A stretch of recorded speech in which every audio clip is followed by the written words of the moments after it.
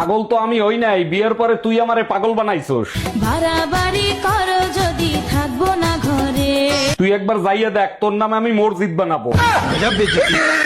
এই শোনো না, মাংস খাইতে ইচ্ছা করতেছে, আজকে একটু মাংস রান্না করো না। আচ্ছা ঠিক আছে, এলাচি শেষ হয়ে গেছে, এলাচি নিয়ে আসো। শোনো, বড়দের সম্মান দিয়ে কথা বলা শেখো, এলাচি আমার মায়ের নাম। এই শোনো, আম্মা জানার নাই, শেষ হয়ে গেছে। हम इसका पति है, हमको सिर्फ फांसी का सजा चाहिए।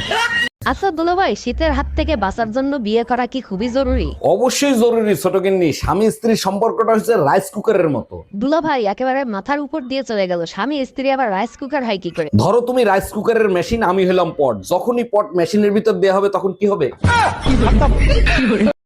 এই এত সকাল সকাল কই যাচ্ছ তুমি? শাহবাগ মোড়ে যাচ্ছি আন্দোলন করতে। তোমার আবার কি চাওয়া পাওয়া আছে? কিসের আন্দোলন করতে যাবা? এক দফা এক দাবি, বউয়ের নির্যাতন চলবে না, চলবে না। ওই আন্দোলন ঠেকাইতে আর্মিরা যাবে না, বউরা যাই আর ঠ্যাং ভাঙ্গা ফালাবে।